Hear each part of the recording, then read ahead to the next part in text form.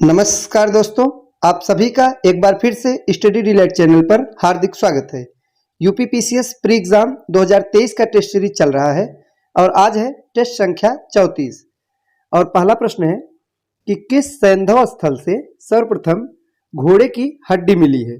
तो दोस्तों वो कौन सा सिंधुकालीन स्थल है जहां से सर्वप्रथम घोड़े की हड्डी मिली है। ऑप्शन ए है कालीबंगा, बी सुरकोटड़ा, सी है मोहनजोदड़ो या डी हड़प्पा। सही जवाब है ऑप्शन नंबर बी सुरकोटड़ा से।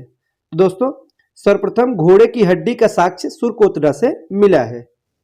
आगे है उत्तर वैदिक साहित्य में राजाओं और राज्यों के निम्नलिखित युग्मों में से कौन सा युग्म सही सुमेलित नहीं है। तो राजा और संबंधित राज्यों का युग्म दिया गया, हमें बताना है कौन सा सही सुमेलित नहीं है।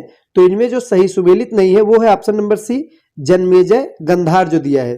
दोस्तों यही सही सुमेलित नहीं है। जो जन्मेजय राजा थे ये कुरु राजवंश से संबंधित थे, गंधार गलत है।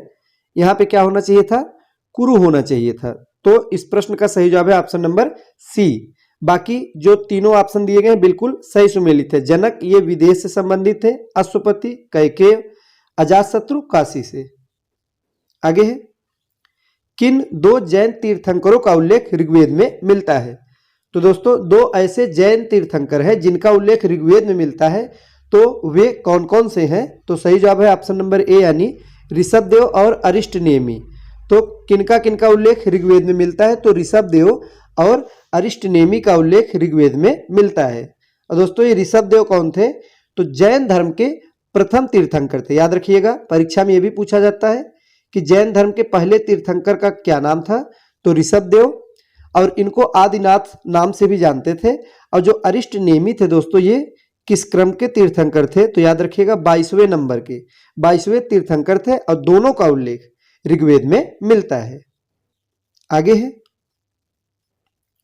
क्षत्रियों का नाश करने के कारण किस राजा को सर्व छत्रांतक या द्वितीय परशुराम भी कहा जाता है। तो दोस्तों द्वितीय परशुराम ये किसकी उपाधि है या किस राजा को कहा जाता है, तो महापद्मनंद को कहा जाता है। सही जवाब है ऑप्शन नंबर बी महापद्मनंद। पुराणों में महापद्मनंद को सर्व छत्रांतक यानी कि क्षत्रियों का नाश करने वाला या अपरो परशुराम अथवा द्वितीय परशुराम यानी दूसरे परशुराम की संज्ञा दी गई है।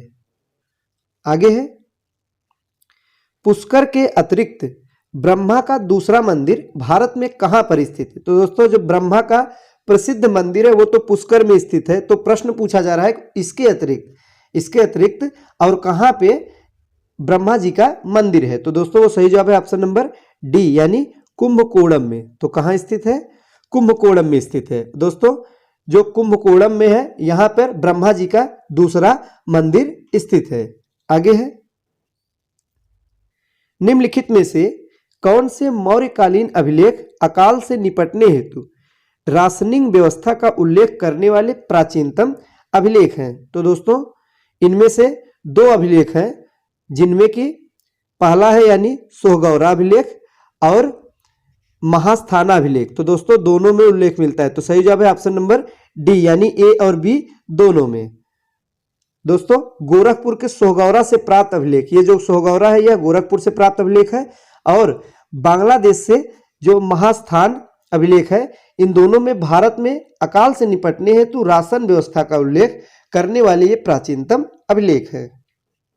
अगला प्रश्न है मिताक्षरा के लेखक विज्ञानेश्वर किस शासक के दरबार में मंत्री थे। तो दोस्तों मिताक्षरा के लेखक कौन थे, विज्ञानेश्वर। पूछा जा रहा है कि ये किस शासक के दरबार में मंत्री थे। तो इस प्रश्न का जो सही जवाब होगा वो होगा दोस्तों ऑप्शन नंबर बी यानी विक्रमादित्य षष्ठ के दरबार में ये मंत्री थे। आगे है महमूद गजनवी के सोमनाथ आक्रमण के समय वहां का राजा कौन था। तो दोस्तों जिस समय महमूद गजनवी ने सोमनाथ मंदिर पर आक्रमण किया था उस समय वहां का राजा कौन था, तो भीम प्रथम थे। प्रथम वहां के राजा थे जिस समय महमूद गजनवी ने सोमनाथ मंदिर पर आक्रमण किया था। आगे है भारतीय संगीत पर प्रथम फारसी भाषा के प्रथम ग्रंथ का नाम क्या है। तो दोस्तों सही जवाब है ऑप्शन नंबर बी यानी लज्जत ए सिकंदरी ही नाम है। क्या नाम है? लज्जत ए सिकंदरी। अगला प्रश्न है, इनमें से कौन सही सुमेलित नहीं है? तो दोस्तों आइए देखते हैं कौन सा सही सुमेलित नहीं है। लाल दरवाजा मस्जिद जो है ये कहाँ स्थित है? जौनपुर में स्थित है। उत्तर प्रदेश के जौनपुर जिले में स्थित है, बदायूं में नहीं है। तो ऑप्शन नंबर सी यही सही सुमेलित नहीं है। बाकी 2.5 दिन का झोपड़ा अजमेर में है, ये भी सही है। अगला प्रश्न है, किस संत ने पंचायतन पूजा की शुरुआत की थी? तो दोस्तों पंचायतन पूजा की शुरुआत किस संत ने किया था? तो शंकराचार्य ने किया था। सही जवाब है ऑप्शन नंबर डी शंकराचार्य। और शंकराचार्य ने पंचायतन पूजा की शुरुआत की, जिसमें कि शिव प्रमुख देवता हैं तथा गणेश, शक्ति, ब्रह्मा एवं विष्णु जो है वे सहायक देवता हैं। अगला प्रश्न है, तिलवाड़ा के युद्ध का संबंध किससे है? तो दोस्तों तिलवाड़ा के युद्ध का संबंध बैरम खान से है। सही जवाब है option number A Bairam Khan. ये जो तिलवाड़ा का युद्ध है दोस्तों, ये व्यास नदी के तट पर यह युद्ध हुआ था। तो किस नदी के तट पर? याद रखिएगा, व्यास नदी के तट पर हुआ था, जिसमें कि बैरम खान पराजित हुआ था और अकबर के सामने इसे पेश किया गया, जहां अकबर ने इसके सामने 3 प्रस्ताव दिए थे। तो इस प्रकार से बैरम खां का संबंध इस युद्ध से है। आगे है, 18वीं शताब्दी में लड़े गए निम्नलिखित युद्धों का सही कालक्रम कौन सा है? तो 4 युद्ध का नाम दिया गया, हमें सही कालक्रम बताना है।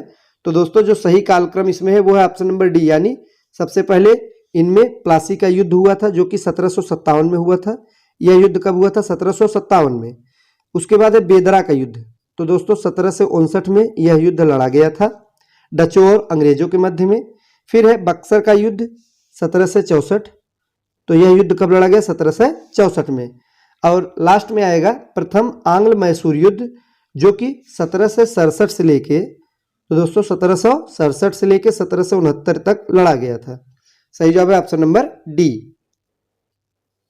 आगे है कि भारत में डच व्यापारिक कंपनी द्वारा प्रथम कारखाने की स्थापना कहाँ की गई? ऑप्शन ए है सूरत, बी है कि चिंसुरा में, सी कोचीन में, या डी मसूलीपट्टनम में। तो सही जवाब है ऑप्शन नंबर डी मसूलीपट्टनम में।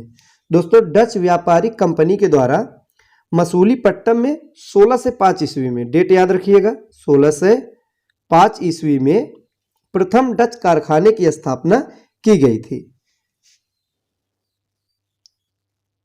अगला प्रश्न है कि 1857 के विद्रोह की वजह बने एनफील्ड राइफल के प्रयोग से पहले भारत में किस राइफल का प्रयोग किया जाता था? तो दोस्तों एनफील्ड राइफल के प्रयोग के पहले भारत में मस्कीटो का प्रयोग किया जाता था राइफल का, जिसे ब्राउन बैस भी कहते थे। तो सही जवाब है option number B musket Brown Bess. इस राइफल का प्रयोग किया जाता था। तो दोस्तों ये थे आज के महत्वपूर्ण प्रश्न। वीडियो अच्छा लगा हो तो लाइक करें। मिलते हैं अगले वीडियो में कुछ नए प्रश्नों के साथ। तब तक के लिए नमस्कार।